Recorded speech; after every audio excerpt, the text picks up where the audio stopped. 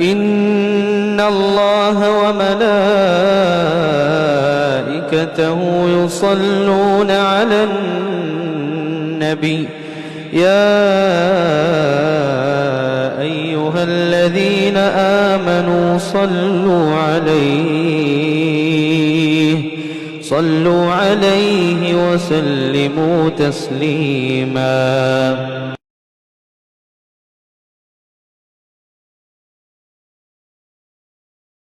السلام علیکم ورحمۃ اللہ وبرکاتہ. ان الحمد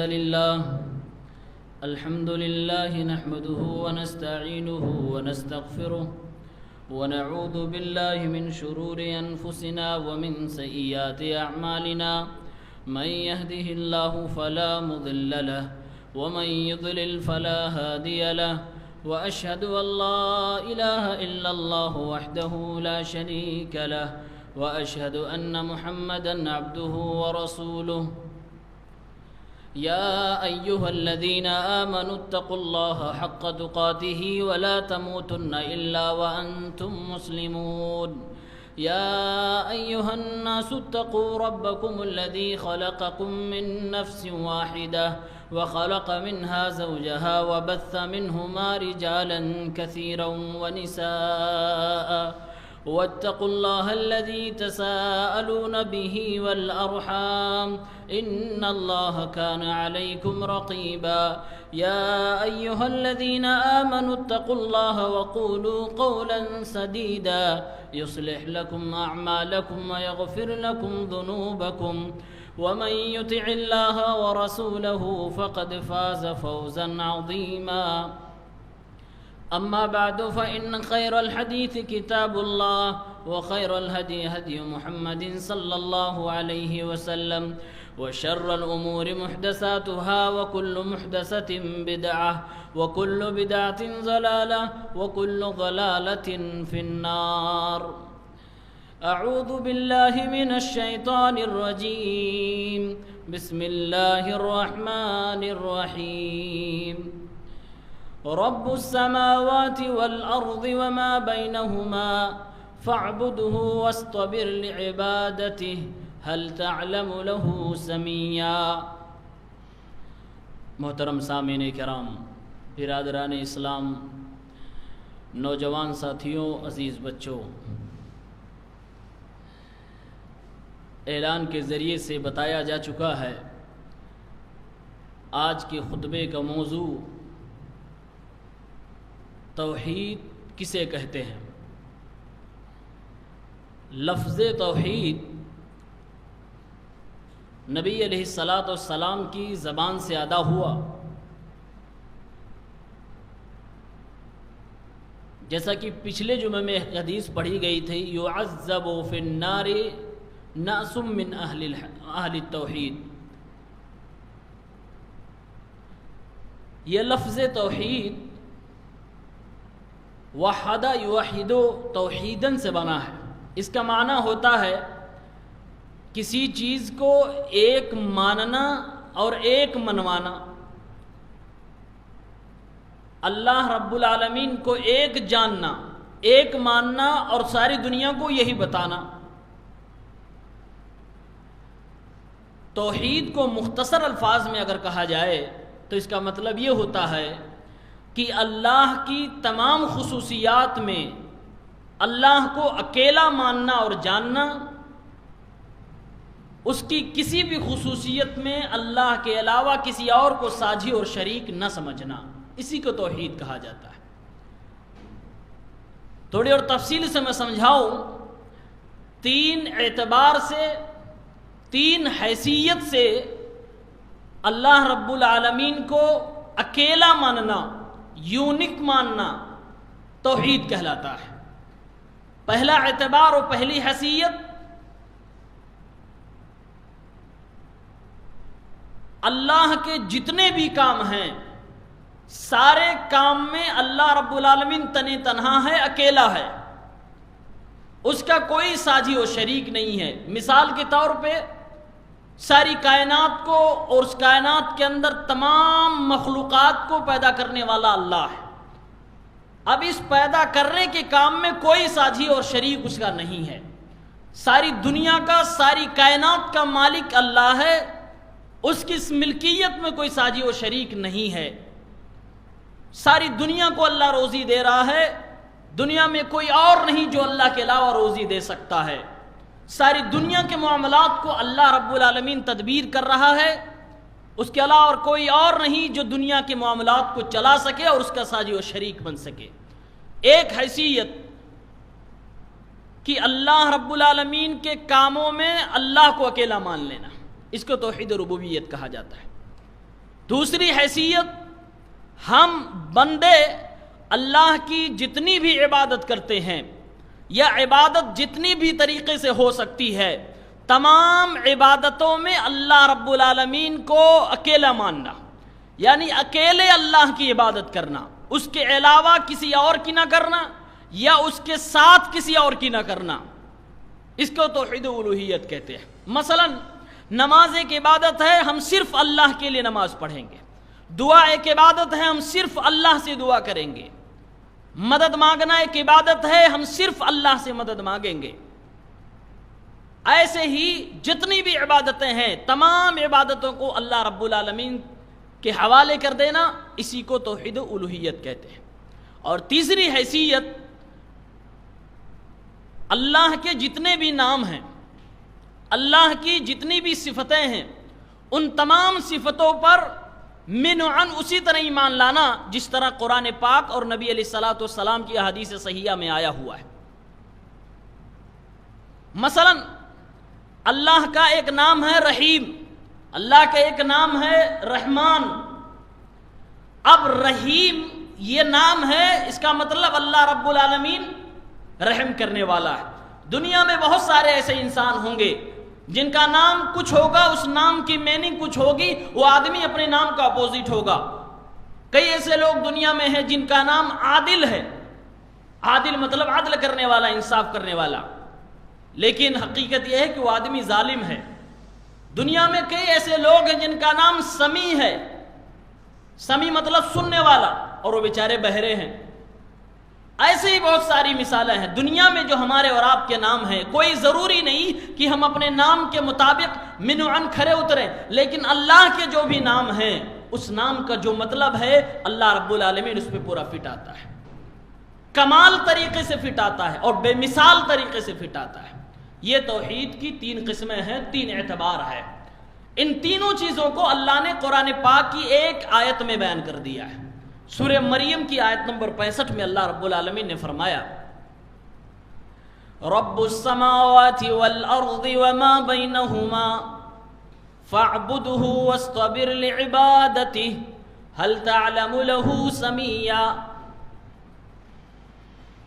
آسمانوں کا رب، زمینوں کا رب، آسمانوں زمینوں کے درمیان جتنی بھی چیزیں ہیں ساری چیزوں کا رب، 7 آسمانوں کا رب، آسمانوں میں بسنے والے فرشتوں کا رب، آسمانوں میں چاند اور ستاروں کا رب، سورج کا رب، گیلیکسی کا رب، کہکشاؤں کا رب، زمین کا رب، زمین پر موجود پہاڑوں کا رب، سمندروں کا رب، دریاؤں کا رب، جنگلوں کا رب، فضاؤں کا رب، خالی جگہوں کا رب، وما بینہما، آسمان و زمین میں جتنی بھی چیزیں ہیں ساری چیز کا رب اللہ رب العالمین ہے. ساری چیزوں کو پالنے والا، ساری چیزوں کی تدبیر کرنے والا اکیلے اللہ رب العالمین ہے.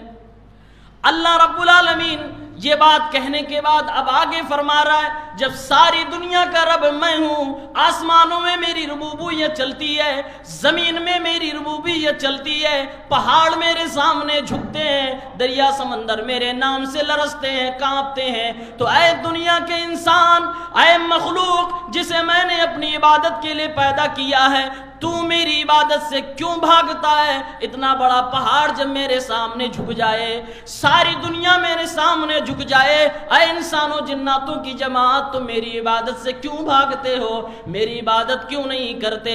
فَاعْبُدْهُ وَاسْتَبِرْ لِعِبَادَتِي، تو اے اللہ کے بندو اسی اللہ کی، اسی رب کی عبادت کرنا، اور عبادت ایک دو دن تک نہیں کرنا۔ فرمایا وَاسْتَبِرْ لِعِبَادَتِهِ، اس کی عبادت کے اوپر تم جمے رہنا اور اسی پہ ثابت قدم رکھنا۔ هَلْ تَعْلَمُ لَهُ سَمِيًّا، اب بتاؤ کیا اس رب کا کوئی ہم نام تمہیں نظر آتا ہے؟ کیا اس رب کی طرح کوئی اور تمہیں رب نظر آتا ہے جس کی عبادت کی جانی چاہیے؟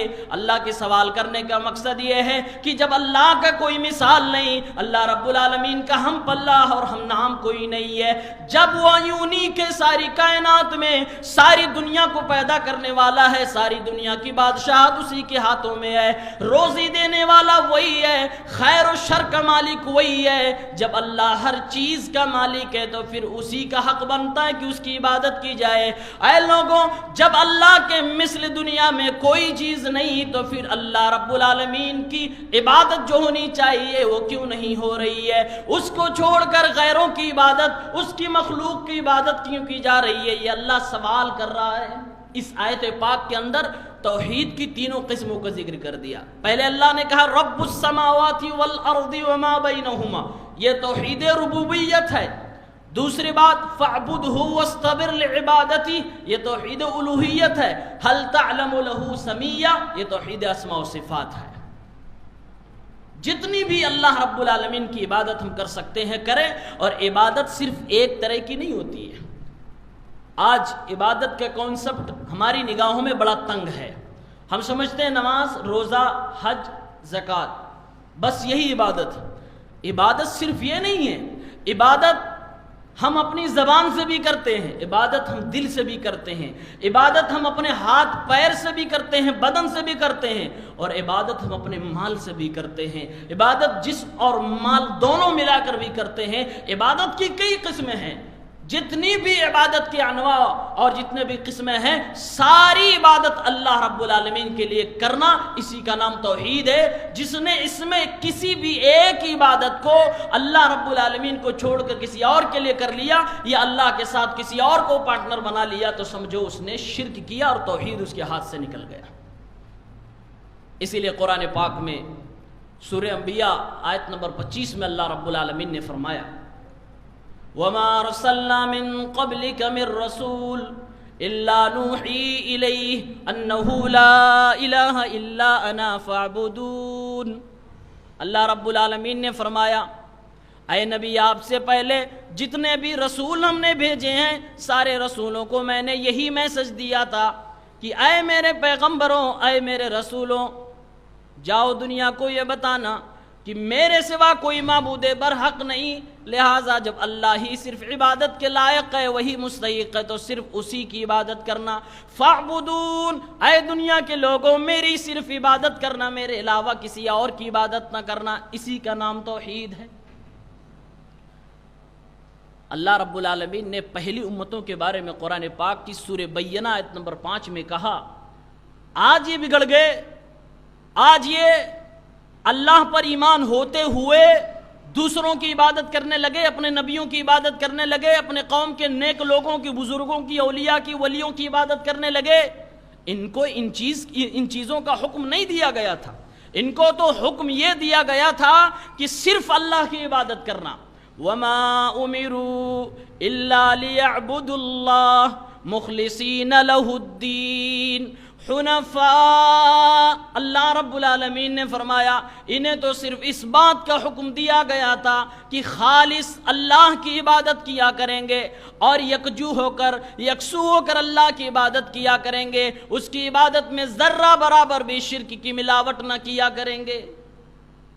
ہمارے اور آپ سے دو چیز کا مطالبہ ہے، ایک، ہم صرف اور صرف اللہ کی عبادت کریں گے، اور اس کی عبادت میں ذرہ برابر ہم شرک نہیں کریں گے۔ یہ دونوں چیزیں ہماری زندگی میں ہونا چاہیے۔ آج لوگ کئی طرح سے پائے جاتے ہیں، کچھ لوگ ایسے ہیں جو عبادت کرتے ہی نہیں ہیں، سرے سے نہیں کرتے، اور نہ عبادت میں ان کا عقیدہ و ایمان ہوتا ہے، ایسے لوگ ملحد کہے جاتے ہیں۔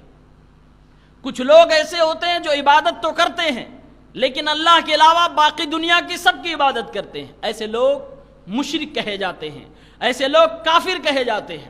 کچھ لوگ دنیا میں ایسے ہیں جو اللہ کی عبادت تو کرتے ہیں لیکن اس کے ساتھ ساتھ غیر اللہ کی بھی عبادت کرتے ہیں، اس کے ساتھ ساتھ وہ پہاڑوں کی، پتھروں کی، درختوں کی اور دنیا کے دیگر چیزوں کی، دیگر انسانوں کی عبادت کرتے ہیں، جناتوں کی عبادت کرتے ہیں۔ ایسے لوگوں کو مشرک کہا جاتا ہے۔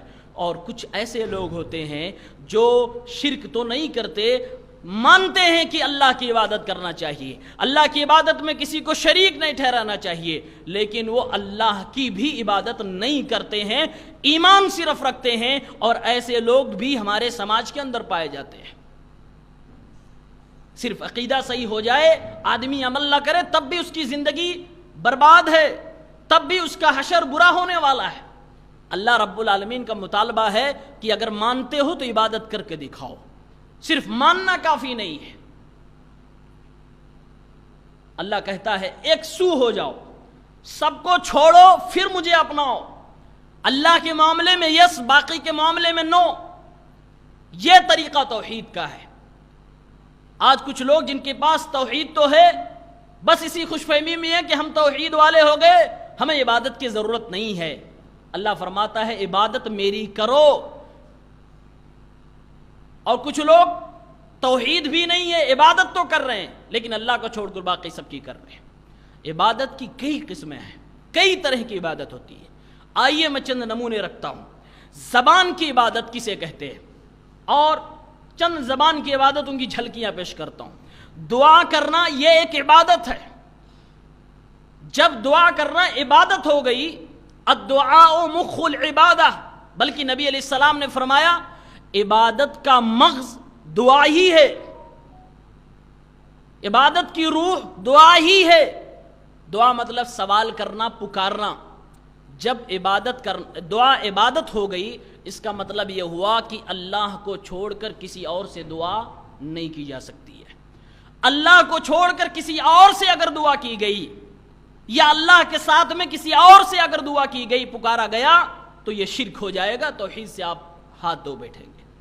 قرآن پاک سورہ احقاف کی آیت نمبر 5 اور 6 میں اللہ رب العالمین نے فرمایا وَمَنْ أَضَلُّ مِمَّنْ يَدْعُو مِن دُونِ اللَّهِ مَنْ لَا يَسْتَجِيبُ لَهُ إِلَى يَوْمِ الْقِيَامَةِ وَهُمْ عَنْ دُعَائِهِمْ غَافِلُونَ وَإِذَا حُشِرَ النَّاسُ كَانُوا لَهُمْ أَعْدَاءً وَكَانُوا بِعِبَادَتِهِمْ كَافِرِينَ۔ اللہ رب العالمین نے فرمایا اس سے بڑا ظالم کون ہو سکتا ہے، اس سے بڑا ظالم شرک کرنے والا گنہگار کون ہو سکتا ہے، جو ایسے لوگوں کو پکارے، ایسے لوگوں سے دعائیں کرتا ہو جو اس کی دعاؤں کا جواب نہ دے سکتے ہوں۔ جواب دینا تو دور کی بات ہے، وَهُمْ عَنْ دُعَائِهِمْ غَافِلُونَ، بلکہ وہ تو ان کی پکار کو، ان کی دعا کو سن بھی نہیں رہے ہیں۔ جب ایسے لوگوں کو دوبارہ زندہ کیا جائے گا، قیامت کے محشر میں کھڑا کیا جائے گا، اللہ رب العالمین فرماتا ہے یہ جن کو پکارتے ہیں یہ سارے کے سارے لوگ قیامت کے دن انکار کر دیں گے اور کہیں گے اے اللہ، ہم نے ان کو اپنی عبادت کے لیے نہیں کہا تھا، یہ خود گمراہ ہوئے تھے۔ یہ اللہ کو چھوڑ کر جس کو بھی ہم پکارتے ہیں نا، ان کے بارے میں کہا جا رہا ہے۔ اس کی تفسیر اٹھا کر دیکھیے، نبی علیہ السلام فرماتے ہیں، قرآن خود کہتا ہے کہ قیامت کے دن دنیا کے کچھ لوگ عیسیٰ علیہ السلام کو دعاؤں میں پکارتے ہیں اور ان سے دعا کرتے ہیں۔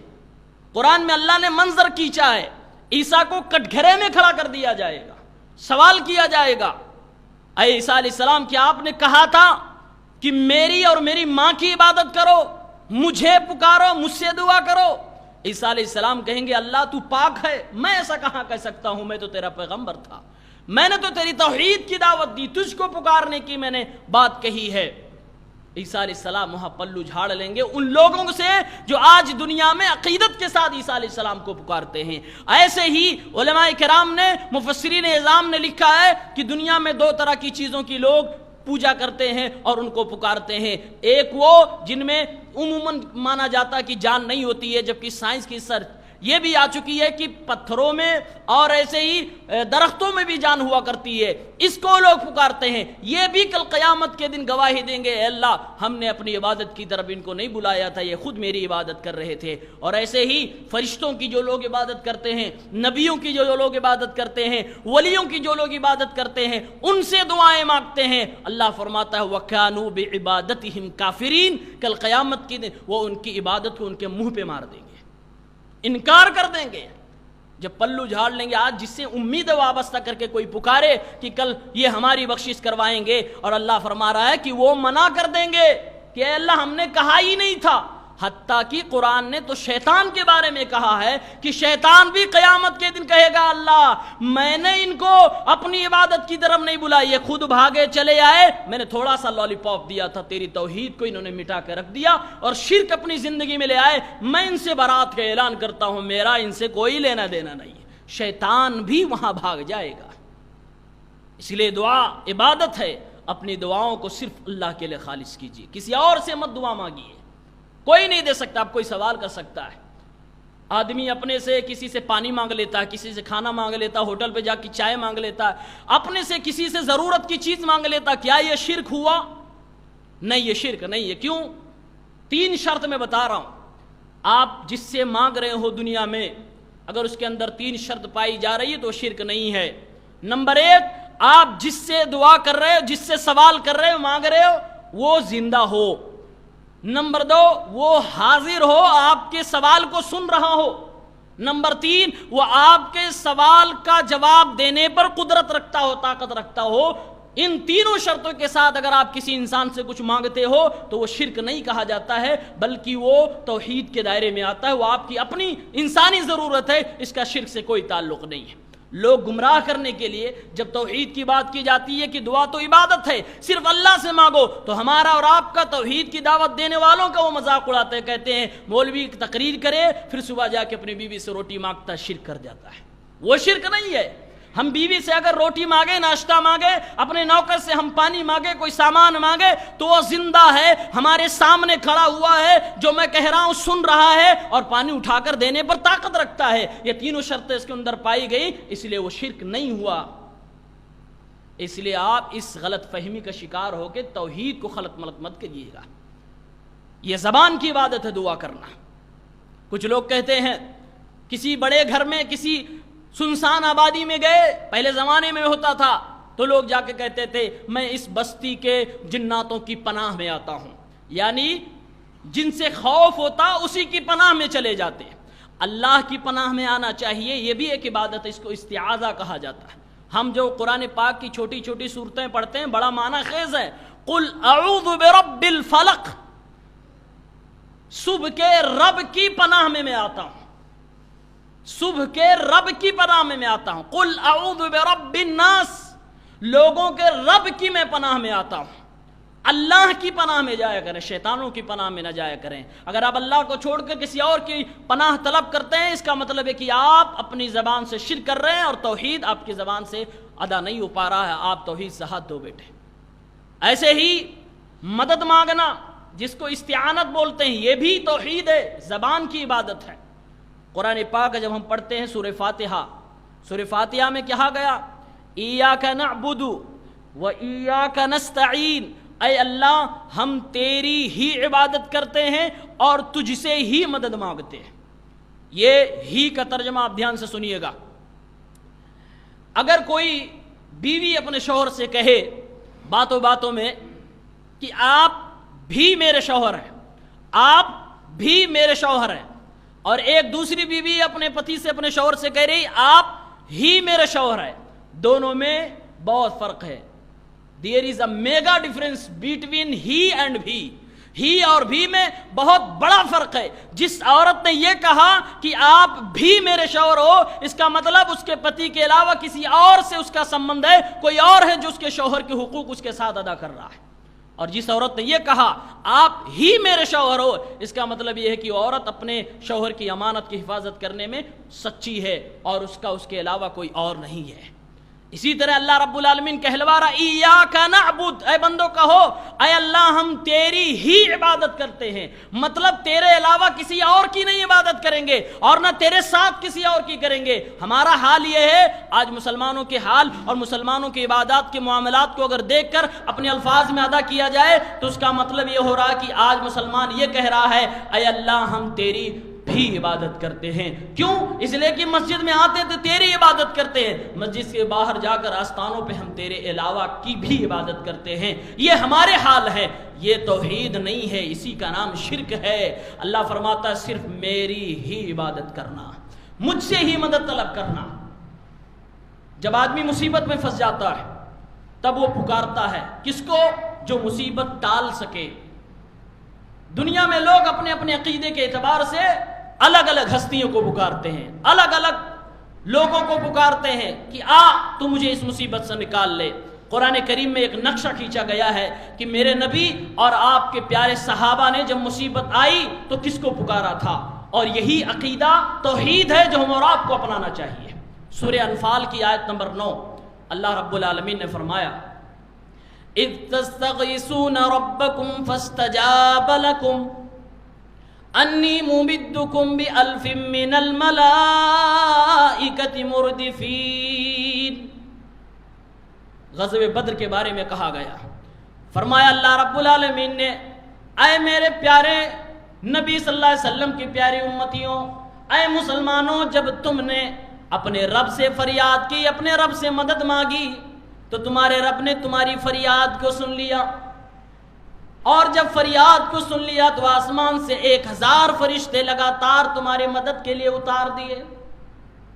غزوہ بدر کا منظر سامنے رکھیے، مسلمان 313، بچے بوڑھے جوان سارے اس میں ملا کے 313، سامنے 3 گنا کی فوج 1000 کی لشکر موجود ہے، مسلمانوں کے ہاتھ میں لکڑیاں ہیں، تھوڑے سے اسلحے ہیں، اور اسلحے بھی زیادہ لوگوں کے پاس نہیں ہے، سواریاں بھی نہیں ہیں، اور سامنے والوں کے پاس ہتھیار ہیں، ان کے پاس بڑے بڑے سواریاں بھی ہیں، گھوڑے بھی ہیں، اونٹ بھی ہیں۔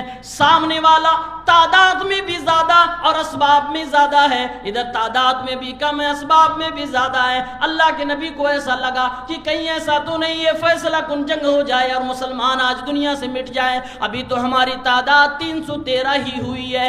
اللہ کے نبی صلی اللہ علیہ وسلم نے دعا کرنی شروع کر دی۔ ایک جھوپڑی کے اندر اللہ کے نبی دعا فرما رہے ہیں، اے اللہ اللہم ان تہلک هذه العصابة لم تعبد هذا في الارض هذا، اے اللہ رب العالمین اگر آج یہ چھوٹی سی جماعت مسلمانوں کی توحید والوں کی آج اگر برباد ہو گئی، مار دی گئی، تو آج کے بعد سے تیری اس سرزمین پر کوئی تیرا نام لینے والا نہ ہوگا۔ میرے رب نے، میرے نبی صلی اللہ علیہ وسلم نے اس مصیبت کی گھڑی میں اللہ کو پکارا، اور آپ کے صحابہ میدان میں اللہ سے دعا کر رہے ہیں، اے اللہ تو ہی مدد کرنے والا، اس مشکل گھڑی میں تو ہی کام آنے والا۔ اللہ رب العالمین نے اسی بات کو فرمایا اذ تستغیثون ربکم، جب تم لوگوں نے مصیبت کے وقت میں اپنے رب کو ہی غوث اعظم سمجھا اور اپنے رب سے ہی تم نے دعا کی، فریاد کی، تو میں نے تمہاری دعاؤں کو سنا اور 1000 فرشتوں کو تمہاری مدد کے لیے اتارا۔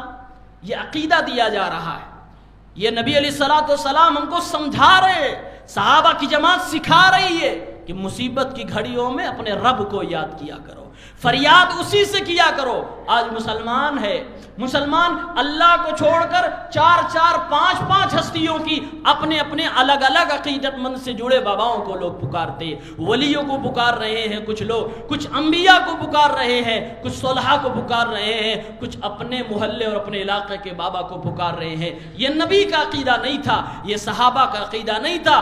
جنگ بدر سے زیادہ بھیانک حالت ہماری آپ کی نہیں ہو سکتی۔ اس وقت اللہ کے نبی نے اللہ کو پکارا، صحابہ نے اللہ کو پکارا۔ یہ ہمیں اور آپ کو عقیدہ دیا جا رہا ہے۔ یہ زبان کی عبادت ہے کہ جب مصیبت آئے تو اللہ کو پکارا جائے۔ اس مصیبت میں اگر آپ نے کسی اور سے مدد مانگی اور کہہ دیا یا فلاں مدد کر، یا فلاں مدد کر، وہاں آپ شرک کر بیٹھے اور زبان کی توحید، زبان کی عبادت آپ خراب کر بیٹھے۔ ایسے ہی عبادت دل کی بھی عبادت ہوتی ہے۔ آپ سب سے زیادہ اللہ سے محبت کیجئے، یہ آپ کے دل کی عبادت ہے، دل سے آپ عبادت کر رہے ہیں، کھڑے ہیں، بیٹھے ہیں، سوئے ہیں، آپ کے دل میں اللہ کی محبت ہو، سب سے زیادہ اس روئے زمین کائنات میں آپ کی محبت کا اگر کوئی حقدار ہے تو اللہ، اگر ایسا ہے تو سمجھو آپ سوتے اٹھتے بیٹھتے جاگتے عبادت کر رہے ہو، آپ کا دل عبادت میں لگا ہوا ہے۔ ایسے ہی اگر آپ کے دل میں سب سے زیادہ اللہ کا خوف ہے، اللہ کے عذاب کا ڈر ہے، تو سمجھو سوتے اٹھتے جاگتے آپ کا دل اللہ کی عبادت میں لگا ہوا ہے۔ آپ کے دل میں اللہ کی ذات سے امید ہے کہ وہ بخشش کرنے والا، حتی الامکان ہم کوشش کر کے گناہوں سے بچیں گے اور توبہ استغفار کرتے رہیں گے، تو یہ بھی ایک عبادت ہے کہ اللہ سے امید لگا کے بیٹھے رکھنا اور اس کے مطابق اسباب اختیار کر کے عمل کرتے رہنا، یہ بھی ایک عبادت ہے، اللہ اس پہ بھی ثواب عطا فرماتا ہے۔ اور اس کے علاوہ اگر آپ اللہ کو چھوڑ کر یا اللہ کے ساتھ کسی اور سے اللہ کی طرح محبت کرنے لگے یا اس سے زیادہ محبت کرنے لگے، آپ شرک کرنے لگے، توحید آپ کے ہاں نہیں ہوا۔ اللہ کو چھوڑ کر یا اللہ کے ساتھ میں کسی اور سے اسی طرح ڈرنے لگے، آپ شرک کرنے لگے، توحید نہیں ہوا۔ کسی اور سے امیدیں وابستہ ہو گئی، یہ بڑا پہنچا ہوا ہے، یہ میری نیا پار لگائے گا، یہ میری بگڑی بنائے گا، امید اس سے آپ کی لگ گئی، آپ شرک کر بیٹھے، توحید آپ کے پاس نہیں ہے۔ ایسے ہی بھروسہ، کامل بھروسہ اللہ کی ذات پہ ہونا چاہیے۔ قرآن پاک میں اللہ رب العالمین نے فرمایا سورہ آل عمران کی آیت نمبر 160 میں، مسلمانوں آج کے حالات کو سامنے رکھو، یہ آیت سنو۔ اللہ رب العالمین فرماتا ہے ان ینصرکم فلا غالب لکم، اگر اللہ تمہاری مدد کر دے تو کوئی دنیا میں مائی کا لال تمہارے سر کے اوپر نہیں بیٹھ سکتا ہے۔ وَإِن يَخْذُلْكُمْ فَمَنْ ذَا الَّذِي يَنْصُرْكُمْ مِنْ بَعْدِهِ، اور اگر وہی تمہیں بے عزت کر دے، وہی تمہیں بے سہارا چھوڑ دے، تو کون ہے اس کائنات میں جو اس کے بعد تمہاری مدد کرے گا اور تمہارے سر پہ لٹکتے ہوئی تلوار کو تم سے الگ کرے گا۔ وَعَلَى اللَّهِ فَلْيَتَوَكَّلِ الْمُتَوَكِّلُونَ، پھر آگے اللہ فرما رہا ہے اس لیے اے مسلمانوں، اے مومنوں، وَعَلَى اللَّهِ فَلْيَتَوَكَّلِ الْمُؤْمِنُونَ، مومنوں اسی اللہ پہ بھروسہ رکھو، اسی اللہ کے اوپر اپنا اعتماد رکھو، دنیا کی کوئی ہستی کسی کو بچا نہیں سکتی ہے۔ یہ سب ہمارے دل کی عبادتیں ہیں۔ ایک اور عقیدہ سن لیجئے دل کی عبادت کا۔ بہت سارے لوگ ایسے سماج میں پائے جاتے ہیں چاپلوس قسم کے۔ چاپلوسی ایک بھیانک قسم کی بیماری ہے جو عبادت سے ریلیٹڈ ہے، جس کے اندر چاپلوسی آئے گی شاید وہ اس شرک کا شکار ہو جائے گا۔ کچھ لوگ ایسے ہوتے ہیں جو اللہ کو تو ناراض کر دیں گے لیکن سامنے والا، میرا دوست، میرا ساتھی ناراض نہ ہونے پائے، میری بیوی ناراض نہ ہونے پائے، بیٹا ناراض نہ ہونے پائے، ماں باپ ناراض نہ ہو جائے، اللہ کی نافرمانی کر لیں گے لیکن دنیا والوں کی نافرمانی نہیں کریں گے۔ اگر ایسی سوچ ہے سمجھو یہ سوچ آپ کی جو ہے یہ شرک آپ سے کروا رہی ہے۔ سنن ترمذی کتاب الزہد حدیث نمبر 2414، اللہ کے نبی صلی اللہ علیہ وسلم نے فرمایا من التمس رضاء الناس بسخط اللہ، من التمس رضاء اللہ بسخط الناس کفاہ مؤنۃ الناس، نبی علیہ السلام فرماتے ہیں جس آدمی نے یہ کوشش کی کہ دنیا ناراض ہوتی ہو جائے، اللہ ناراض نہ ہونے پائے، اللہ کے احکام کی خلاف ورزی میں نہیں کر سکتا، چاہے میرا خود کا باپ ناراض ہو جائے، خود کی اولاد ناراض ہو جائے، اگر جس کے اندر یہ تمنا اور یہ کوشش اس کے اندر باقی رہی تو اللہ کے نبی فرماتے ہیں اللہ اس کے لیے کافی ہو جائے گا۔ دنیا کی محبت ایک طرف وہ ٹھکرا دے تو اللہ اتنی محبت اس بندے کو دے دے گا، اور جس دن اللہ چاہے ساری دنیا کو تیرے قدموں میں لا کے ڈال دے گا، ساری دنیا خود بخود تجھ سے محبت کرنے لگے گی۔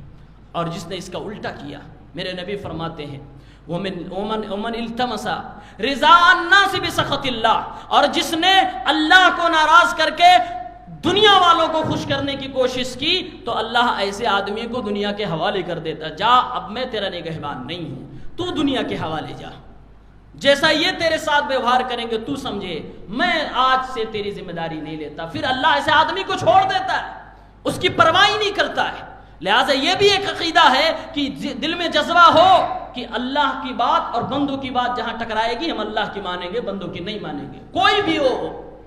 یہ بھی عقیدہ، یہ دل کی عبادت ہے۔ ہم نے عبادت کو صحیح سے سمجھا ہی نہیں ہے۔ عبادت بدن کی بھی ہوتی ہے، ہم اللہ کے سامنے جو نماز میں کھڑے ہوتے ہیں، قیام جس کو کہا جاتا ہے، یہ عبادت ہے کھڑے ہونا۔ اس طرح ادب کے ساتھ، خشوع خضوع کے ساتھ، عاجزی کے ساتھ کھڑا ہونا، یہ عبادت ہے اللہ رب العالمین کی، یہ بدن کی ہماری عبادت ہے۔ یہ عبادت ہم کسی اور کے لیے نہیں کر سکتے، کسی اور کے پاس اس انداز میں نہیں کھڑا ہو سکتے جس طرح ہم نماز میں کھڑے ہوتے ہیں، کیونکہ پھر وہ عبادت آپ کسی اور کے لیے کر رہے ہو۔ اسی لیے قرآن پاک میں اللہ رب العالمین سورہ بقرہ کی آیت نمبر 238 میں کہتا وَقُومُوا لِلَّهِ قَانِتِينَ، رب کے سامنے باادب کھڑے ہو جاؤ۔ یہ کھڑے ہونا باادب یہ عبادت ہے، یہ غیروں کے لیے نہیں ہونا چاہیے۔ اسی لیے میرے نبی کی سنت رہی ہے، صحابہ کرام دنیا کے زمانے میں، دنیا میں دیکھا جاتا تھا کہ جب کوئی بادشاہ کسی گھر کے اندر انٹری کرتا تو باقی لوگ کھڑے ہو جاتے، یا وہ چاہتا تھا، ٹیچر چاہتا کہ میں کلاس میں انٹری کروں تو میرے اسٹوڈنٹس کھڑے ہو جایا کریں۔ کیوں؟ میری ریسپیکٹ میں، میری عزت میں۔ میرے نبی کو یہ چیز ناپسند تھی، صحابہ جانتے تھے کہ رسول اللہ یہ چیز پسند نہیں کرتے، اس لیے اللہ کے نبی صلی اللہ علیہ وسلم اپنے ساتھیوں کو کھڑا ہونا پسند نہیں فرماتے تھے۔ سجدہ کرنا، رکوع کرنا جو ہم نماز میں کرتے ہیں، یہ عبادت ہے۔ جب یہ عبادت ہے تو ہمارا سجدہ، ہماری کمر اللہ کے علاوہ کسی اور کے سامنے نہیں جھکنا چاہیے، ہماری پیشانی اللہ کی چوکھٹ کو چھوڑ کر کسی اور کی چوکھٹ پہ نہیں جھکنی چاہیے۔ اگر ہم نے جھکایا تو یہ ہم اپنی پیشانی کی بے حرمتی کر رہے ہیں اور توحید کا جنازہ نکال رہے ہیں۔ قرآن پاک میں اللہ رب العالمین نے فرمایا، اس زمانے میں لوگ سورج کے لیے سجدہ کرتے تھے، چاند کے لیے سجدہ کرتے تھے۔ اللہ نے فرمایا یہ جس کی تم سجدہ کر رہے ہو، سورج اور چاند، اس کو بڑا سمجھ رہے ہو، وَمِنْ آيَاتِهِ اللَّيْلُ وَالنَّهَارُ وَالشَّمْسُ وَالْقَمَرُ، یہ سورج، یہ دن، یہ رات، یہ ستارے، یہ چاند، یہ سب میری نشانیاں ہیں، میں ہوں تب یہ ہیں، میں نے ان کو بنایا ہے۔ لَا تَسْجُدُوا لِلشَّمْسِ وَلَا لِلْقَمَرِ، اے لوگو سجدہ کرنا ہے تو میری کرو، سورج کے لیے نہیں سجدہ کرنا، چاند